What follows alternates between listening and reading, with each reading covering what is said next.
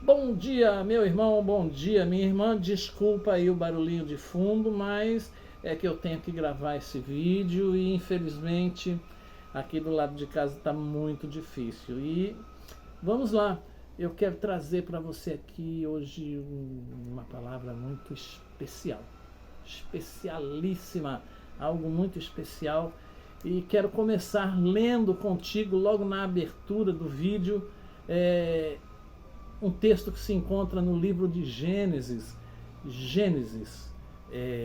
capítulo de número 11, tem como título Toda a terra com uma mesma língua. E era toda a terra de uma mesma língua e de uma mesma fala. E aconteceu que, partindo eles do Oriente, acharam um vale na terra de Sinar e habitaram ali. E disseram uns aos outros: Eia, façamos tijolos e queimemo-los bem. E foi-lhes o tijolo por pedra e o betume por cal. E disseram: Eia, edifiquemos nós uma cidade e uma torre cujo cume toque nos céus, e façamo-nos um nome, para que não sejamos espalhados sobre a face de toda a terra. Então desceu o Senhor para ver a cidade e a torre que os filhos dos homens edificavam. E o Senhor disse: Eis que o povo é um, e todos têm uma mesma língua. E isto é o que começam a fazer. E agora não haverá restrição para tudo o que eles intentarem fazer. Eia, desçamos e confundamos ali a sua língua, para que não entenda um a língua do outro. Assim, o Senhor os espalhou dali sobre a face de toda a terra e cessaram de edificar a cidade. Por isso se chamou o seu nome Babel, porquanto ali confundiu o Senhor a língua de toda a terra, e dali os espalhou o Senhor sobre a face de toda a terra. Muito bem, meu irmão, minha irmã. Aqui nós lemos onde começaram as línguas. E nós temos aqui na Bíblia como exemplo a Torre de Babel, que, segundo consta, eles estavam fazendo uma torre, a intenção era fazer uma torre para chegar ao céu. E então Deus viu aquilo, e aí surgiram os outros idiomas. E eu quero repartir com você um pouco mais dessa história. Mas antes eu quero te fazer assim, deixar uma pulguinha atrás da sua orelha aí. A Torre de Babel. Nós lemos um texto aqui na Bíblia. É fato ou é uma lenda? Existiu? Não existiu? É verdade? Não é verdade? Mas, pastor Eduardo, está na Bíblia. Mas então, é a pergunta que eu te faço. É mito? É lenda? Ou existiu a Torre de Babel? Se existiu, cadê? Não sai daí não. Depois da vinheta.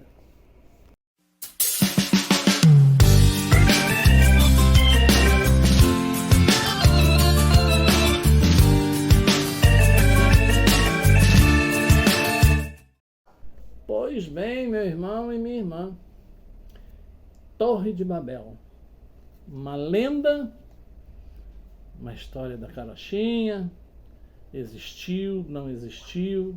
Então, qual a sua opinião? Mas, como eu disse na abertura do vídeo, mas pastor, está na Bíblia.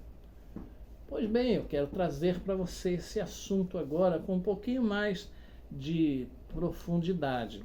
Mas é necessário que você saiba que uma coisa na Bíblia pode ser alegórica. Uma coisa na Bíblia pode ser apenas força de expressão. Pode ser linguagem da época. E presta bem atenção no que você vai ouvir daqui para frente. Torre de Babel.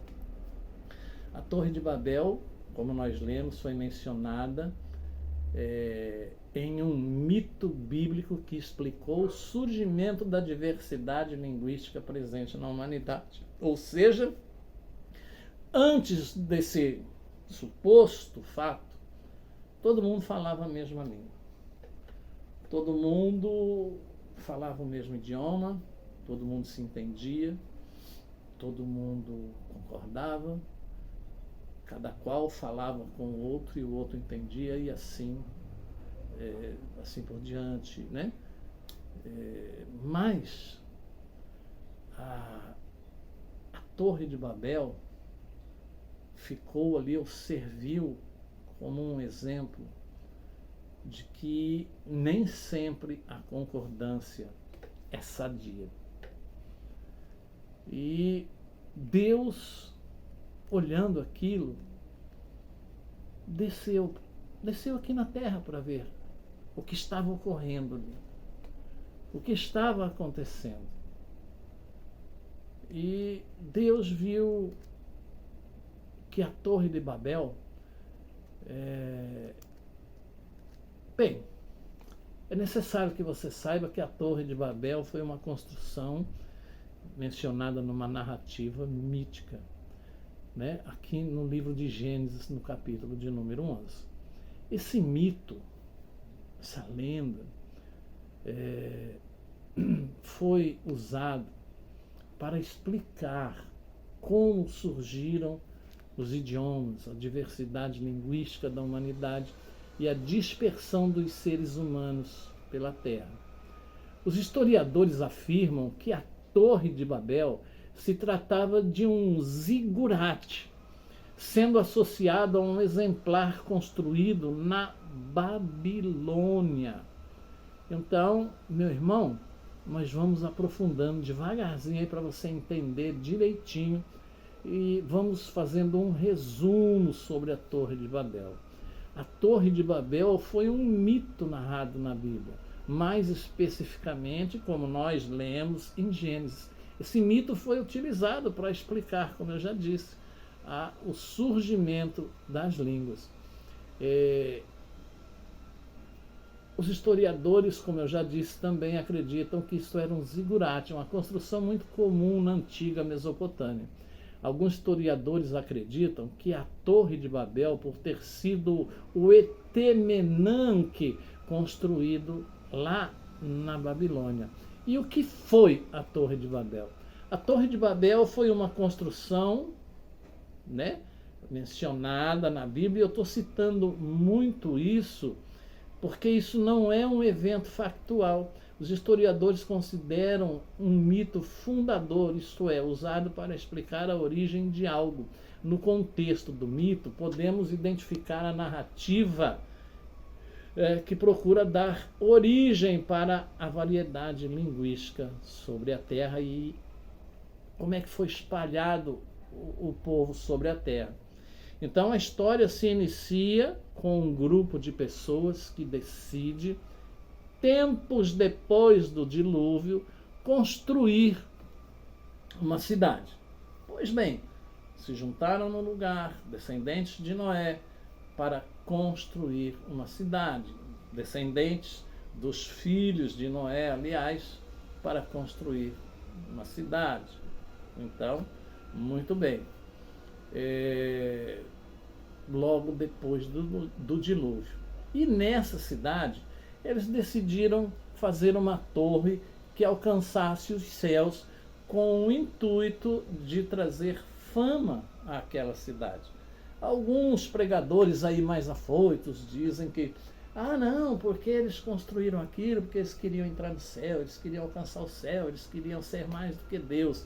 Eles construíram aquela torre para que chamasse atenção, para que eles fossem tidos como maiorais, para que eles fossem respeitados por suas obras. Uma torre que alcançasse os céus, trazendo fama àquela cidade. E, com isso, evitar a dispersão dos homens pela terra. Eles não queriam se espalhar por sobre a terra. Acontece que, durante a construção, por tudo que havia, ou por tudo que vinha acontecendo ali, e Deus observando tudo aquilo, os intentos, as conversas, e principalmente porque eles não queriam se espalhar e era necessário povoar a terra, então eles não queriam sair daquele lugar. E aí sofrem a intervenção de Deus. A intervenção divina se deu ao ser lançado o desentendimento entre os seres humanos. E isso aconteceu porque, de repente, eles já não falavam a mesma língua. O surgimento de diversas línguas fez com que a construção da torre fosse interrompida e forçou a dispersão dos seres humanos ali daquele local, lá em Gênesis do 1 ao 9, como eu li para você na abertura desse vídeo. Portanto, Deus teve que fazer com que eles não se entendessem mais.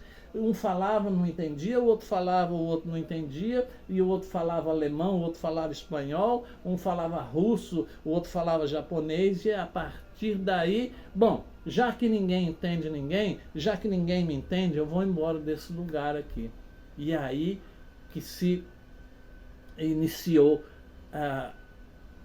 o espalhamento, digamos assim, aí foi que o ser humano foi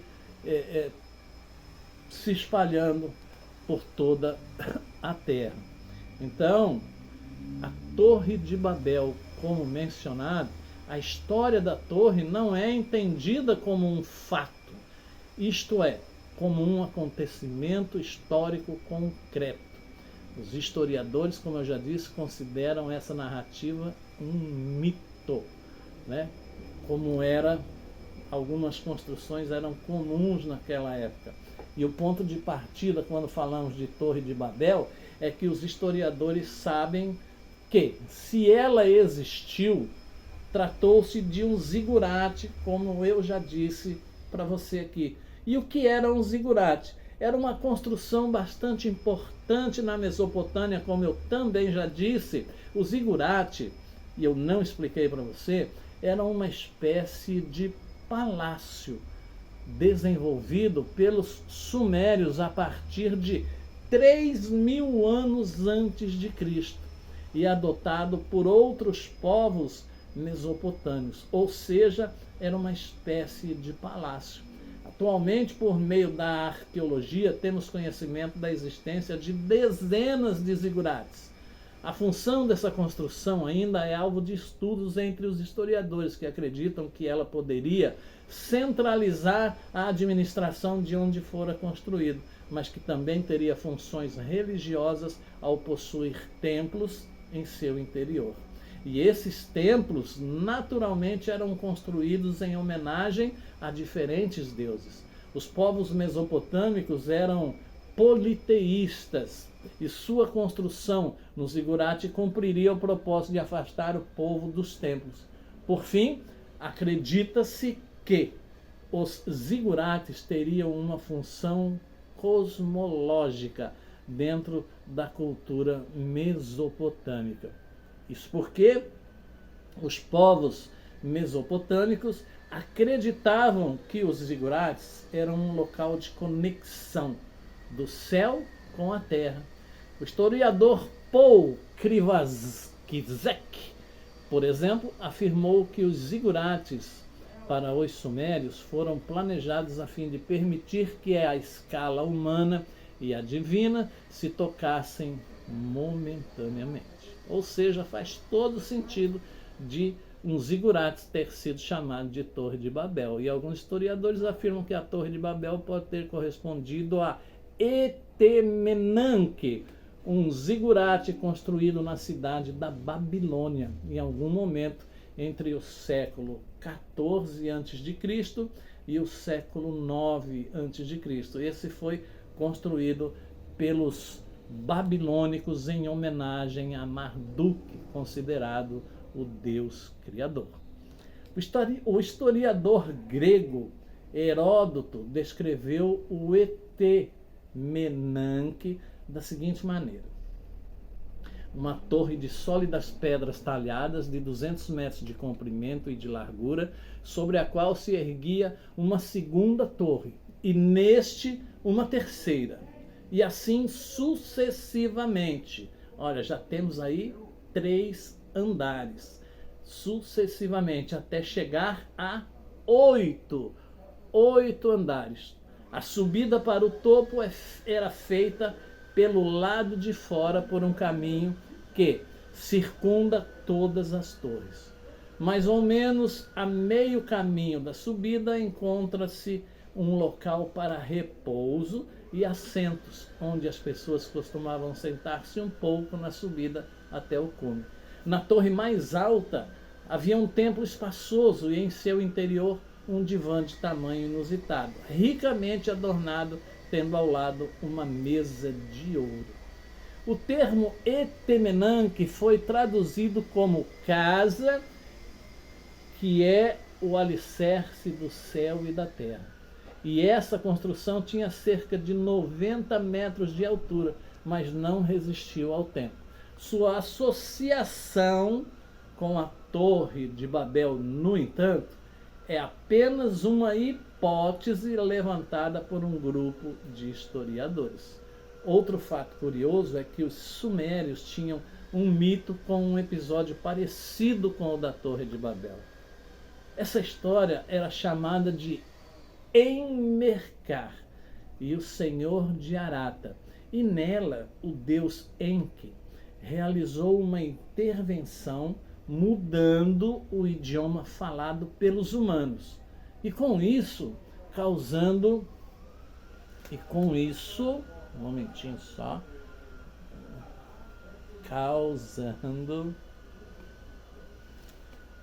um grande desentendimento entre eles. Ou seja, nada é sólido, nada é comprovado, não existe provas arqueológicas sobre a existência verdadeira ou a verdadeira existência da Torre de Babel. Portanto, historiadores, resumindo tudo que eu li aqui para você, que são dados que eu gostaria que você tivesse aí na sua casa, através desse vídeo, mas o resumo da ópera é que os historiadores acreditam que tudo não passou de uma colocação, uma ilustração do escritor, que o livro de Gênesis é atribuído a Moisés, uma ilustração de Moisés para passar como foi feita a distribuição de línguas, ou os idiomas, como você queira, né? Os idiomas na humanidade. Então, era muito difícil. De repente Deus veio aqui, misturou e... Não.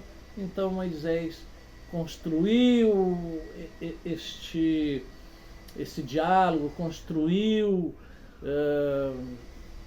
É como se nós tivéssemos aqui uma história que depois tivesse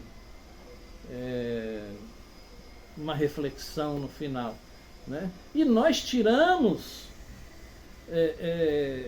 algo, ainda que seja ilustrativa a Torre de Babel, ainda que seja uma lenda, ainda que ela não tenha existido, todavia Moisés aqui, através desse texto, dessa colocação da torre, ainda nos deixa uma lição de que nem sempre falar o mesmo idioma, e nem sempre concordar sempre, e nem sempre estar sempre junto, quer dizer que estejamos fazendo a vontade de Deus. Veja que aquele povo falava o mesmo idioma, falava a mesma língua, seguia para o mesmo lugar, mas não estava dentro da vontade de Deus, porque a vontade de Deus é que eles povoassem a terra, a vontade de Deus é que eles se espalhassem, e justamente por eles concordarem em tudo, por eles estarem juntos sempre, e justamente por eles se entenderem entre si, foi que surgiu a ideia de não ir. Portanto, meu irmão, quando você estiver num grupo, num lugar, numa circunstância aí da sua vida em que houver muita concordância, em que houver muito sim, pouco questionamento, em que houver sempre uma concordância absurda, A unanimidade, então, meu irmão, dizem que a unanimidade é burra.